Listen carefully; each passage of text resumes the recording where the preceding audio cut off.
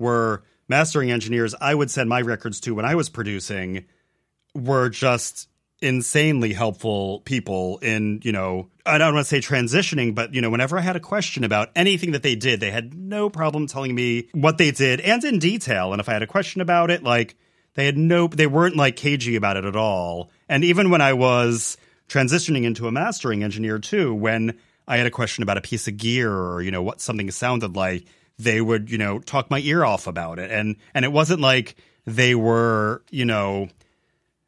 concerned about me taking a piece of the cake, so to speak, Right. Well, there's so many songs to get mastered every year, right? This is true. Yeah. In any event. Well, yeah. I had a kind of random question, but when you were transitioning into mastering and you're abroad in Europe, are you just like doing this on headphones on your laptop? For better or worse, yes.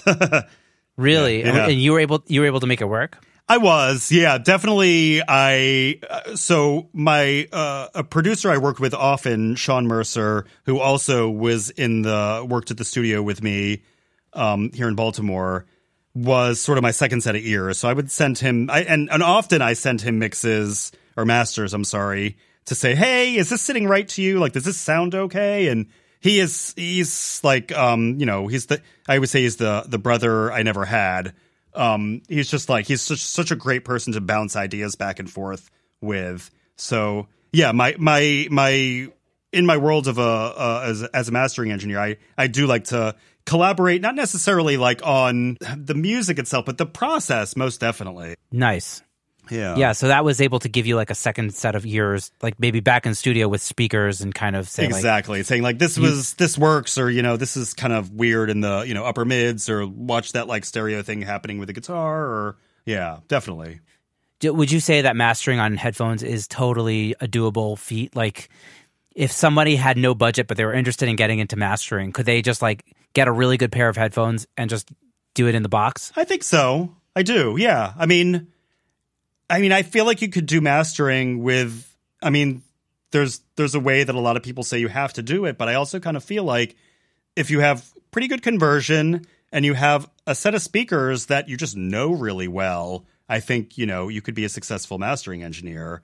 At the end of the day, it's really just knowing your gear. You don't have to have the best gear, but you have to know the gear you're using and how it works. And I definitely, I in my head, I always felt like there's, two methodologies in this world of engineering. There's the gear sluts way, and there's the tape op way. And I definitely fall on the lines of the tape op methodology, where, you work with what you have, not what you want to have, or, what some book tells you to have.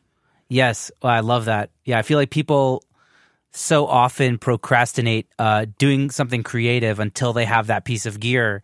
Yeah. And that's, having a piece of gear can definitely lead to creativity. And I've definitely, tried to not go that way, but still been surprised by that way. Meaning like I'll buy a new bass and it doesn't matter. It'll just give me this whole new world of creativity. Or I'll buy a plugin 110%. Yeah. And it'll give me all that creativity. But like, I'd rather be able to be creative without that and just not procrastinate doing the work that's important. I'm definitely of the belief of simplicity. Yeah.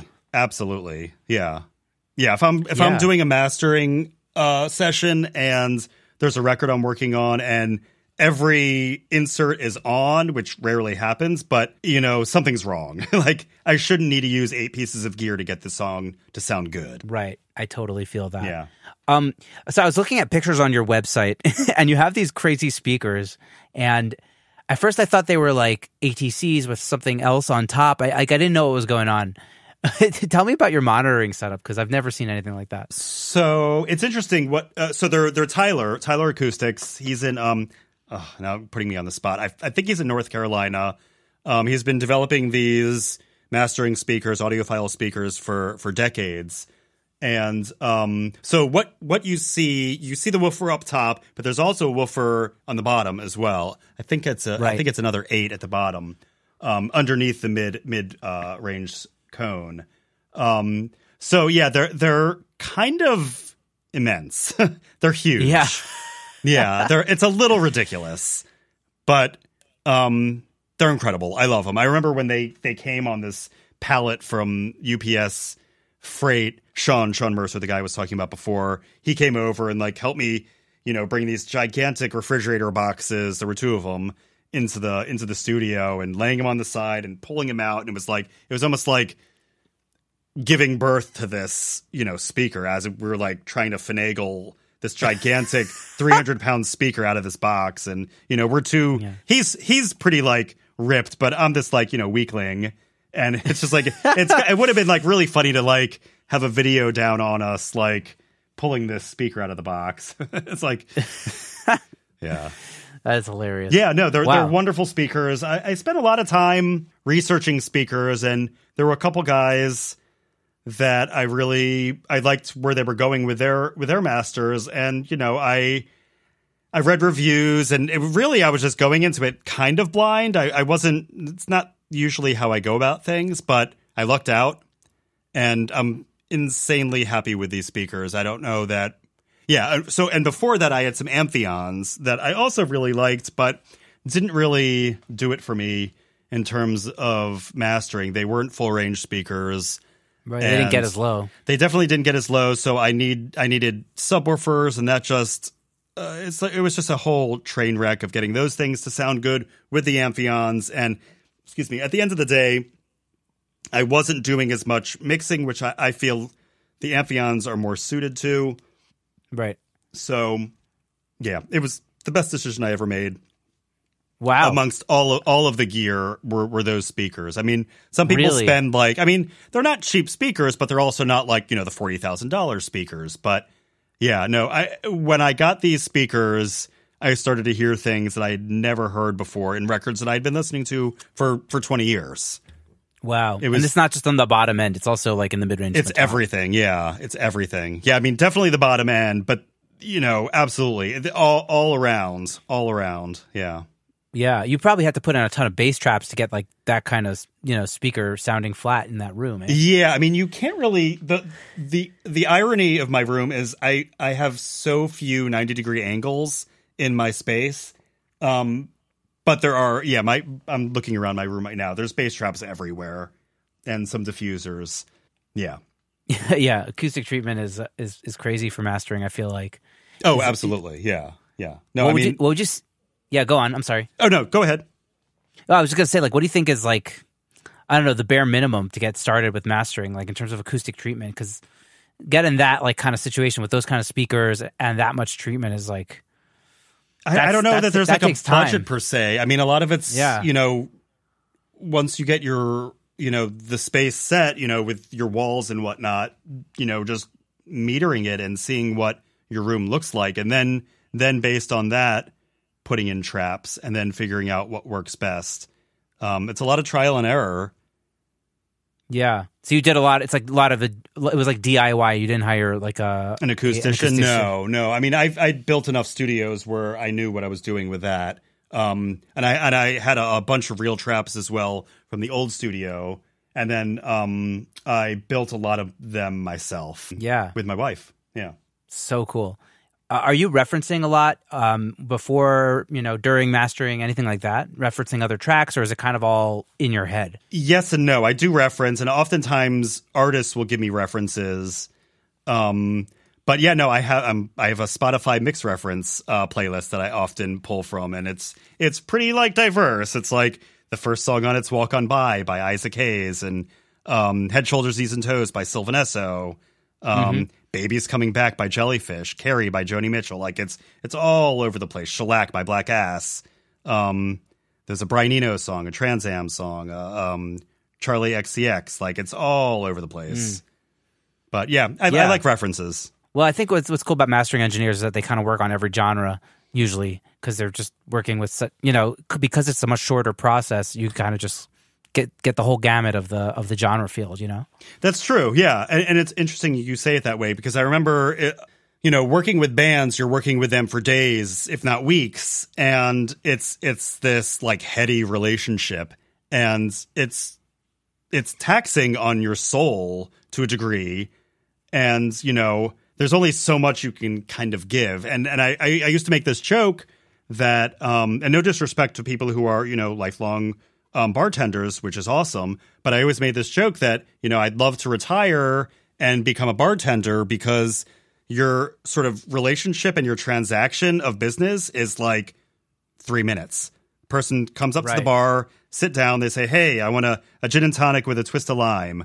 And they pay you the money, you give them the drink, and like they're on their merry way. And it's like at times when I had those bands in that were real heady and like I really had to manage them and manage the egos, it was days like those that I was like, oh man, I want to have this short-lived transaction and like how do I get there? And I guess maybe that's how I did it with this mastering transition, my career in mastering, be it that it's there's definitely a relationship component to it, but it's much shorter. And by the time the artist is sort of done with me, so to speak, the mastering process, they're on to writing new songs. So it's like it's the perfect world for everybody. Yeah. I mean, it's not about bad communication. It's just about it's not as insane. I had a guest on my show. One of my first episodes, Hillel Reiner, he was telling me like, if you're like going into production, he's an Israeli guy, and if you're going to production like with an artist, it's kind of like a marriage.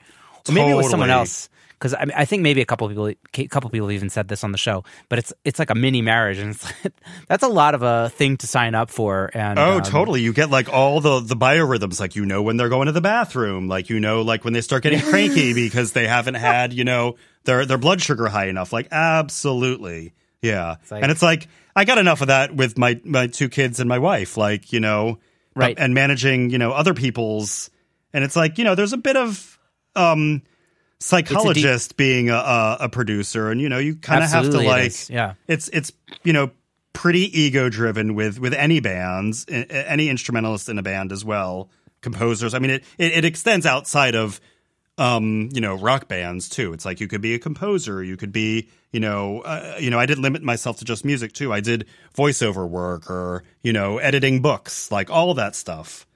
There's always an ego involved with it all. And it's like, at the end of the day, like the producer, the engineer kind of has to take the brunt of it. So it's taxing at times. Right. We, the audio engineers, have to kind of shed our ego to let the artists have their ego, I guess, in a sense. Totally. Yeah. Yeah. Which is which I would say is no problem. But sometimes you do need to assert yourself. Absolutely. And, yeah. I always say, like, you got to pick your battles. Right. Totally. Wait, so let's just go back a second to like the slow and steady growth, and like you were willing to take, every project and, kind of do all these things and kind of just be like a working man and not just like, in it for like a splash in the pan. I don't know. I'm trying to think of how I want to phrase this question, or like what I exactly want you to talk, like, because I feel like there's a lot of wisdom there.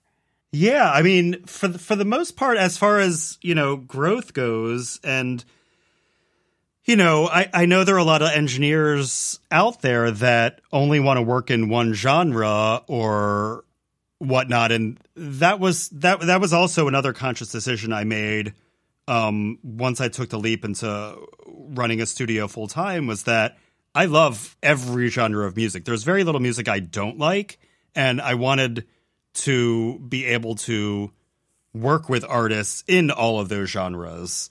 And I never wanted to limit myself or niche myself into one genre, because why do that? That's so boring.